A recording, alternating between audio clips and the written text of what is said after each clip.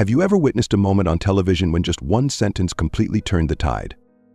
The atmosphere in the Nightline exclusive studio was as tense as a drawn bowstring. Clint Eastwood, the legendary filmmaker, sat there calm, unmoving, like a monument at the eye of the storm. Opposite him was the sharp-witted and confident host, Eleanor St. poised to take him down with her probing, confrontational questions. She leaned in, her gaze razor-sharp. "Mr. Eastwood, do you think you have become a relic of the past?" The camera zoomed in on Clint. He didn't rush to answer. 1 second, 2 seconds, 3 seconds passed. And then, with just a single sentence, he rendered the entire studio silent. What did Clint Eastwood say? Why did the host suddenly lose control? Can you guess what happened next? Before we continue, leave a comment below. And if you love gripping stories like this, don't forget to hit follow so you won't miss the next thrilling moment. The studio was brightly lit under the glaring spotlights, yet the air was chillingly tense. The cameras panned slowly, as if everyone in the room was holding their breath, waiting for something to unfold a battle without mercy. At the center of the stage, Clint Eastwood sat quietly. At 94 years old, his silver hair and deeply lined face bore the marks of time. But his eyes remained as sharp as those of a Western gunslinger who had never known defeat. He sat there, arms crossed over his chest, his demeanor composed like a sculpted statue, yet the entire room felt the weight of an overwhelming presence pressing down. Facing him was Eleanor St, renowned for her ruthless interviews. She didn't just ask questions, she attacked.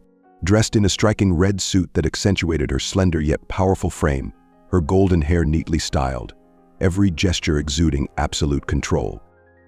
She had taken down dozens of high-profile figures. Today, she believed Clint Eastwood would be her next triumph. She smiled slightly, leaning forward like a panther stalking its prey. "Mr. Eastwood, I'd like to ask you something. As a legend, have you ever looked at the world and wondered, have you become obsolete?" A direct, ruthless opening strike.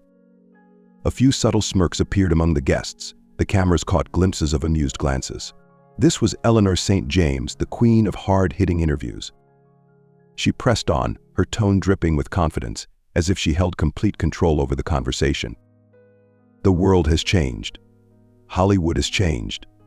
The values you once stood for, masculinity, independence, strong personalities, are becoming outdated. People no longer need the silent, brooding cowboy hero, nor do they want men who know no weakness. Do you feel out of place?" A quiet chuckle came from the production crew backstage. The camera zoomed in on Clint Eastwood's face. He said nothing. No raised eyebrow, no smirk, no shrug. Only silence. 1 second. 2 seconds. 3 seconds. The studio seemed frozen in time. The prolonged silence unsettled everyone. Eleanor tilted her head slightly, a faint smile on her lips, but a flicker of unease flashed in her eyes. Why wasn't he reacting? It was already too late. Clint Eastwood lifted his head. When he finally spoke, each word hit like a bullet straight to the opponent. "You talk too much." A simple sentence, yet it slashed through Eleanor's confidence like a knife.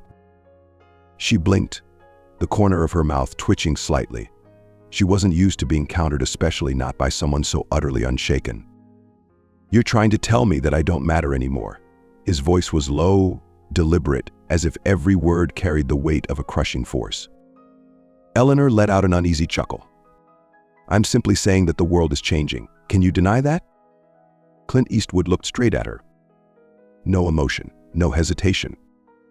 "I don't deny it." He paused for a second. "I just don't care." The silence that followed was like an explosion that paralyzed the entire room.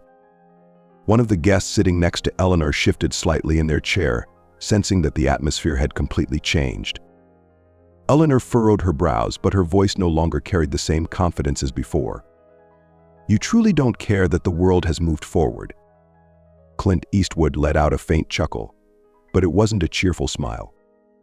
It was a dangerous one. "Do you think that just because people shout louder, it means they're right?" Eleanor's expression changed. The audience held their breath.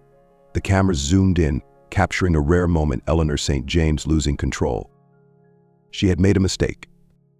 The space became heavy, thick with tension. This was no longer just an interview. This was a real battle. Eleanor St. leaned back in her chair, but the confidence in her eyes was no longer there. She had thrown the first punch, but Clint Eastwood had not stepped back. Not only that, he had struck back, and that strike had turned everything upside down. She couldn't let this continue. You can say that you don't care, but the truth is, the world has changed, and the things you once stood for, the so-called strength, individuality, freedom, are outdated. Don't you see? Hollywood doesn't need people like you anymore. Another knife. Another attack aimed straight at Clint Eastwood's legacy. The audience murmured. A few nodded in agreement, those who had been waiting for the day when icons like him would bow to the new era. But Clint Eastwood remained unfazed. He slowly leaned back in his chair, eyes narrowing. "So what should I do?" His voice was deep, slow. Eleanor smirked. She thought he had taken the bait. "Maybe it's time for you to step aside and make way for the new generation. You might be a legend, but even legends have to accept the truth. You no longer belong." Boom. That was what she had wanted to say from the start. But Clint Eastwood showed no signs of being shaken. He looked straight at her. And then, in a cold, sharp tone, he said, "You think you're more important just because you have a microphone?" The entire studio froze. Eleanor blinked. This was not the response she had expected. "Your generation loves to talk about change. But I've lived long enough to know that there's one thing that never changes: truth. And the truth is, nothing has changed at all. There are only people who think they're smarter than reality." Eleanor opened her mouth to argue, but Clint Eastwood leaned forward, cutting her off. "Do you think you're the first person to sit here and try to tell me that I'm outdated?" She was stunned. "You think that when I made the good, the bad, and the ugly, no one told me the Western genre was dead? You think that when I made Gran Torino, no one told me that the story I was telling was outdated? I've been hearing these words my entire life, but I'm still here." His voice was low, but every word hit like a gunshot. Eleanor had lost control of the situation. The cameras panned to one of the guests, a young actor who had been interviewed by Eleanor before. He quietly shook his head, as if realizing that this time Eleanor had made a mistake. But she couldn't accept that. She forced a smirk, trying to keep her composure. "But Hollywood has changed. Can't you see? Movies like yours are no longer the center. People are moving forward." One last reminder, a desperate attempt to reclaim control. But Clint Eastwood let out a quiet laugh. "Have you ever wondered why my movies live on, while those who are always trying to change are forgotten?" Eleanor was silent. Not because she didn't want to speak, but because she didn't know what to say. The entire studio held its breath. No one had expected Clint Eastwood to strike back with such force. No one had expected him to turn an interview into a lesson on composure, on the strength of those who never waver. Eleanor swallowed hard. The cameras panned to the audience. Some nodded, some smirked. And then, someone in the back muttered, "Jesus, he just annihilated her on live television." And Eleanor knew. She had just become the story, but not in the way she had hoped. The entire studio froze. This was no longer an interview, this was a verdict for the loser. And this time, the defeated was not Clint Eastwood. The camera zoomed in on Eleanor St. Her face was tense, but her lips struggled to maintain a smile. She couldn't afford to lose on live television. She let out a small laugh, but it no longer carried the confidence from before. "I see, Mr. Eastwood. You think you're invincible." But Clint Eastwood didn't need to respond. He simply leaned forward, reached into his jacket pocket, pulled out his phone, unlocked the screen, and turned it around for the audience to see. On the screen, a message from a major studio read, "Mr. Eastwood, we are ready to invest in your next film. Let's discuss the budget." The entire studio exploded. The audience gasped. The cameras zoomed in. Some people's jaws dropped, others burst into laughter. Clint Eastwood leaned back into his chair, slowly slipped his phone back into his pocket, raised an eyebrow, and looked at Eleanor. "You just said Hollywood doesn't need me anymore." The space around Eleanor collapsed. For the first time in her career, Eleanor St. James had no words. She was flustered. Her eyes darted around the studio as if searching for someone to salvage the situation. But no one spoke. One of the guests smiled, shook their head, and crossed their arms waiting to see what Eleanor would do next. But there was nothing she could do. She had lost control. A backstage crew member stifled a laugh, but his shoulders shook visibly. One of the guests sitting beside Eleanor bit his lip, trying to suppress a grin. Even the camera crew subtly glanced at each other. And then, something no one expected happened. The audience started clapping. Slowly at first, then louder. A thunderous round of applause for Clint Eastwood. Eleanor understood that she had lost. Not because Clint Eastwood had shouted, not because he had gotten angry, but because he didn't have to do anything at all. The truth had spoken for itself. She took a deep breath, forcing out a smile. That was quite a conversation, Mr. Eastwood. She tried to steady her voice, but everyone could hear the cracks in it. But Clint Eastwood wasn't going to let her off that easily.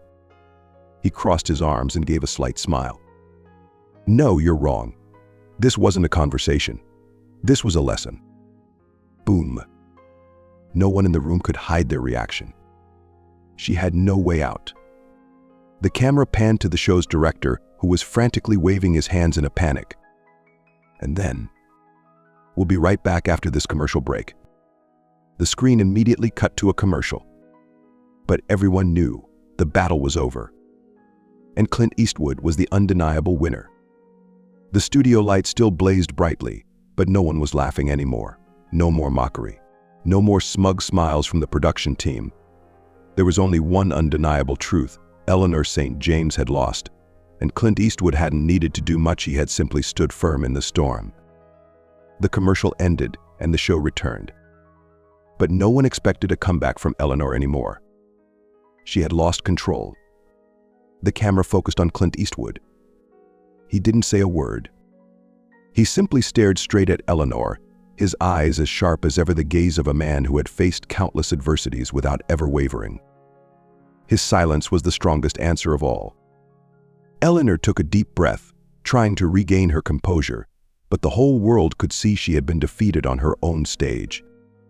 She had nothing left to say. But Clint Eastwood did.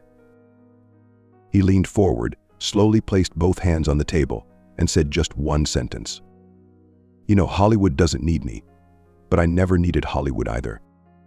Boom. The words rang out like a declaration. No shouting, no argument, just an undeniable truth. Eleanor raised an eyebrow, about to say something, but then she stopped. She knew that if she said anything else, it would only make her look even more pathetic. The entire studio held its breath. The camera panned to the audience. Some nodded. Some exchanged glances. Everyone understood that Clint Eastwood had just taught the world a lesson. Without another word, Clint Eastwood stood up. He placed the microphone down on the table and slowly walked out of the studio. No rush. No need to look back. The camera followed him, capturing the image of a 94-year-old man who still stood tall in a world that had changed around him.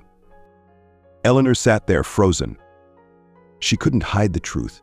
She had just been knocked down on her own stage. No one stood by her. No one clapped for her. No one tried to salvage the situation. Because everyone knew Clint Eastwood hadn't just won. He had made the whole world think. After the show, social media exploded. Clint Eastwood just turned an interview into a masterclass in resilience. No yelling, no attacking. He just stood there, and that was enough. Eleanor thought she could take down a legend, but she forgot legends don't waver. The clip was shared millions of times. Those who had once dismissed Clint Eastwood now had to reconsider. Those who had mocked outdated values began to ask questions. What truly mattered? Change or steadfastness? Noise or composure? We all have our Clint Eastwood moments. There will be times when others try to tear you down. They'll tell you that you're outdated. They'll try to strip you of your worth simply because you don't fit the latest trend. But what will you do? Will you bow? Will you change to please them? Or will you stand tall just like Clint Eastwood did? What do you think of this showdown? How would you react if you were in the same situation? Leave a comment below. And if you want to hear more stories about people who never back down, hit follow. Because tomorrow we have an even more powerful story to share.